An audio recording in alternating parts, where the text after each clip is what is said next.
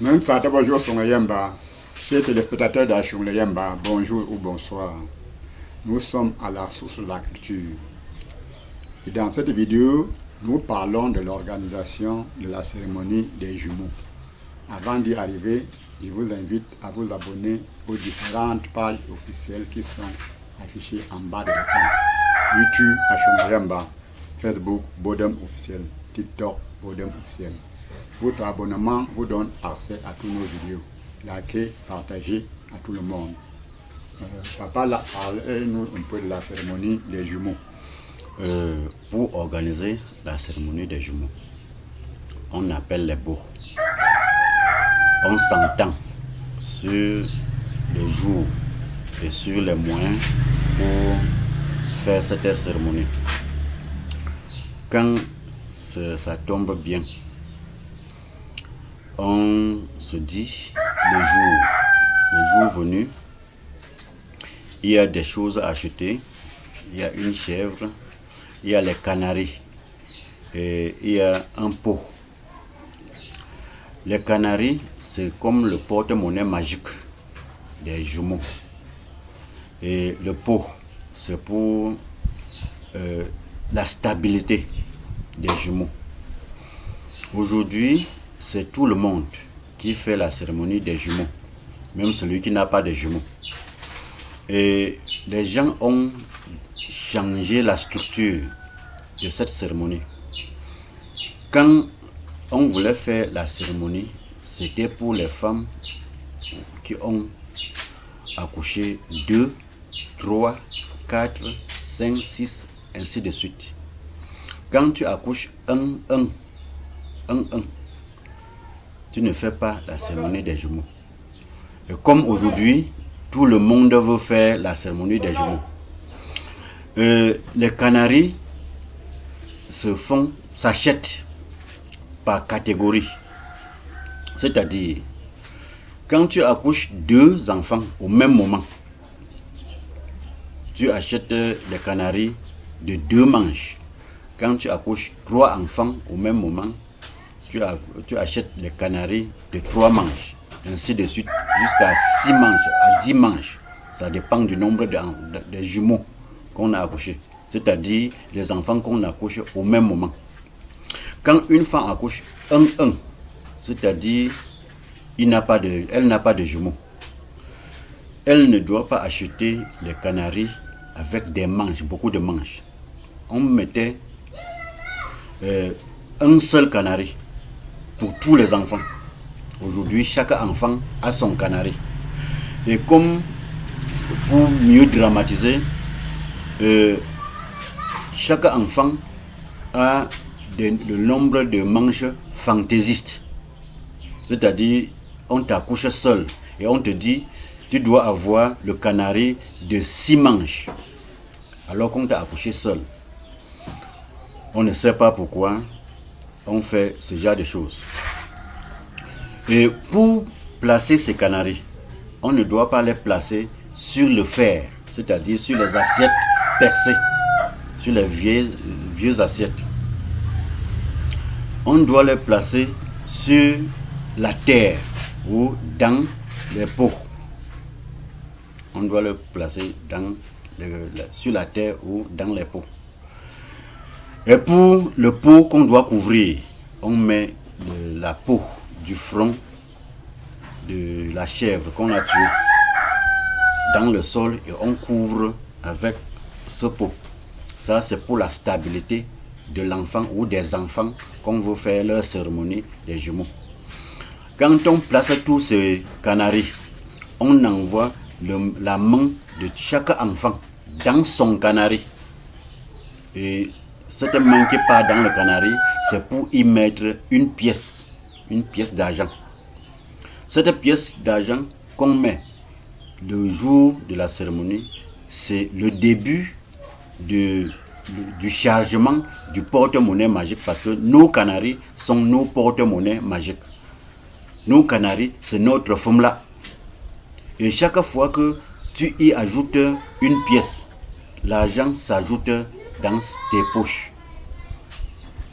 Il y a ce qu'on appelle les rites les recettes de retour d'argent, de retour de prospérité. Et ce sont des rites sataniques. Alors que nous, les Bamileke, les Kamites, nous avions cette possibilité d'avoir de l'argent sans passer par d'autres moyens, passant par nos canaries qu'on met au moment de la cérémonie des jumeaux. Quand l'argent s'ajoute dans le canari, l'argent s'ajoute dans tes poches.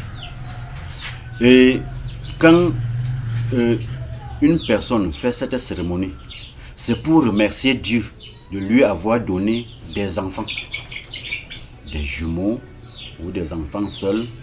C'est pour ça que tout le monde fait la cérémonie des jumeaux aujourd'hui, pour remercier Dieu de lui avoir donné des enfants. Parce qu'il y a des femmes qui n'ont même pas d'enfants, des hommes qui n'ont même pas d'enfants. Et quand tu parviens à avoir, il faut remercier Dieu. Le jour de la cérémonie, on tue une chèvre. Cette chèvre, c'est un don qu'on donne à Dieu pour le remercier de ce qu'il a fait pour nous. Quand le magni fait le marché le soir et les jumeaux ou ses enfants viennent acheter, c'est pour ouvrir leurs portes dans leur activité. Quand elle vend, c'est pour ouvrir aussi ses portes, d'avoir des moyens pour élever ses jumeaux ou ses enfants. Donc le marché qu'on fait, c'est une ouverture. C'est un moyen d'avoir la chance d'élever, d'avoir les moyens pour élever ses enfants. Quand la cérémonie est finie, l'enfant ne doit pas abandonner ses canaris. Chaque jour, il va venir y mettre une pièce ou des pièces selon ce qu'il veut qu'il entre, ce qu'il veut que ça entre dans ses poches. Il doit chaque fois y mettre une pièce ou des pièces. Donc le canari qu'on met, c'est notre porte-monnaie magique. Papa, là, quel est le rapport entre l'arbre de paix et les jumeaux? Dans une famille où il y avait des palabres, Dieu donnait les jumeaux pour adoucir. Quand une femme voulait se marier ou un homme voulait se marier et que les parents refusaient leur mariage, Dieu leur donnait des jumeaux. Et quand une femme ou un homme a des jumeaux, le mariage n'est plus refusé. On accepte le mariage sans condition. Parce que une femme qui a les jumeaux avec un homme ne doit pas se divorcer. Ils ne doivent pas se divorcer. Ils doivent être ensemble. Et l'arbre de paix qu'on fait la cérémonie des jumeaux avec, c'est le symbole de ressemblance entre les jumeaux et l'arbre de paix. Donc les jumeaux c'est la paix et l'arbre de paix c'est la paix. Et, papa, un enfant qui est né avec les pieds ou un enfant qui est né avec le cordon attaché au cou n'est pas un jumeau. Il n'est pas un jumeau. C'est un enfant qui a un symbole. C'est pour cela qu'il vient avec son nom. Une puissance. Une puissance. Il vient avec son nom. Quand un enfant vient avec les pieds, on l'appelle Tsuchwa. C'est-à-dire il est venu, il est descendu. Quand un enfant naît avec le cordon, il a son nom. Quand un enfant naît derrière les jumeaux, il a son nom. Donc les enfants qui viennent avec leur nom ne sont pas des jumeaux. Ce sont des petits chefs. Donc ils viennent toujours avec leur nom. Le jumeau ne vient jamais avec son nom. C'est quand on accouche un jumeau qu'on lui donne un nom quelconque. Alors que ces enfants qui viennent avec des symboles viennent avec leur nom. Donc ils ne sont pas des jumeaux. Si on fait la cérémonie des jumeaux pour ces enfants, c'est pour remercier Dieu de les avoir donnés. Ce n'est pas parce qu'ils ont une particularité. Oui, papa, là, je vais ajouter ceci. Vous savez, avant, quand une femme accouchait les jumeaux, elle faisait 1 an à la maison sans sortir. Et on apportait de partout, on apportait la nourriture. On appelait le lieu Mbungochu, puisque là où la nourriture se retrouve. Et c'est pourquoi on a pris le jour Mbungochu pour faire la cérémonie des jumeaux. Puisque dans la langue Yamba, Mbungochu est le dernier jour de la semaine. Pourquoi? Parce que au marché, on avait dit aux gens de Lebialem, le Mbouma, on partait là-bas acheter l'huile et on leur avait demandé de venir au marché Mbois, le marché d'échange qui est au marché Fongo Tongo, avec de l'huile. Et tout ce qui s'est retrouvé là-bas, on a pu changer l'huile avec, on a dit Mbouchu. C'est par rapport à cela qu'on a choisi le Mbouchu comme le jour de la cérémonie des jumeaux.